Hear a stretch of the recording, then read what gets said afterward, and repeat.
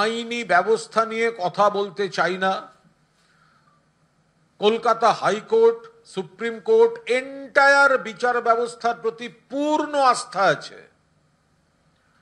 কিন্তু ভালো করে দেখবেন, আইনজীবী কারা ছিলেন ওবিসিতে? কারা আইনজীবী কারা ছিলেন? আর বিচারপতির চেয়ারে কে ছিলেন?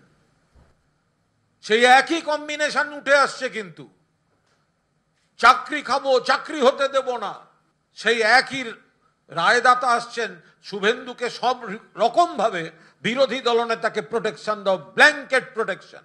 একজন বিচারপতি বারবার বিজেপি বা বিরোধী দলনেতা বা বিরোধীদের রাজনীতির রসদ তৈরি হতে পারে এমন রায় দেবেন, এমন কথা বলবেন, আর তারা তাই নিয়ে লাড্ডু বিতরণ করবেন, তখন তো 2 আর 2 4ই তো হবে।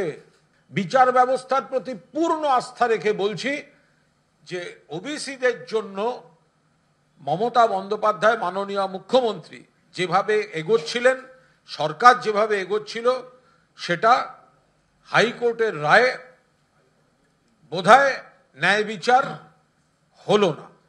যখনই রাজ্য সরকারের অপকর্মগুলো আদালতে আটকে যাচ্ছে, তখনই তারা বিচারপতিদের আক্রমণ করছেন। নগ্ন সংবিধান বিরোধী, সভ্যতা বিরোধী আক্রমণ ইতিপূর্বে অন্য কোনো শাসক কখনো করেনি, যেটা তৃণমূলীরা করছেন কুণাল বাবুকে সামনে রেখে। তো ওদের তো সুপ্রিম কোর্টে ওরা গিয়েছিলেন, তো সুপ্রিম কোর্ট থেকে পালিয়ে এলেন কেন? এইভাবে আক্রমণটা সভ্যতা বিরোধী, সংবিধান বিরোধী। সাংবিধানিক সংস্থাগুলোর তাদের স্বতঃপ্রণোদিত হয়ে এই ধরনের কি সংবিধান বিরোধী চিন্তা ভাবনার দলের বিরুদ্ধে ব্যবস্থা নেওয়া উচিত।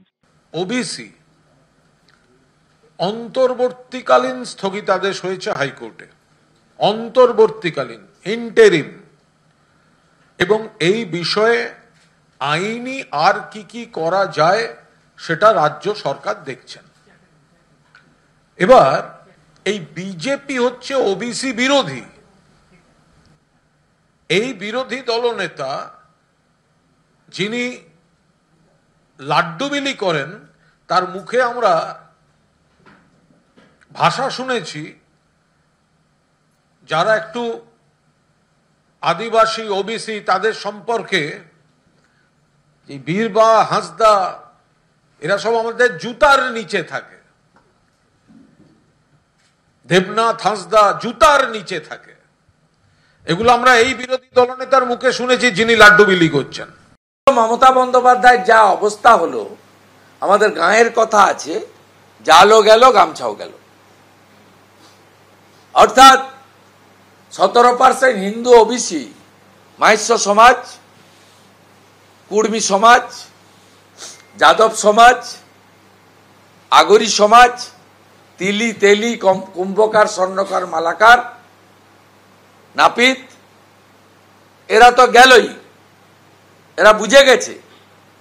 আর সাথে সাথে মুসলিমদের যে সর্বনাশটা করলো, তারা হয়তো জেনারেল ক্যাটাগরিতেই লড়ে শিক্ষা নিয়ে, মেধা দিয়ে, তারাও, তাদের মধ্যেও তো অনেকে বড় বড় জায়গায় যান শিক্ষা দিয়ে, আইএস আইপিএস হন, জুডিশিয়ারিতে যান, ডাক্তার ইঞ্জিনিয়ার হন, তাদেরকেও সর্বনাশটাই মুখ্যমন্ত্রী করলো। এটা প্রমাণিত হয়েছে, তাই ঘাবড়ে আছে।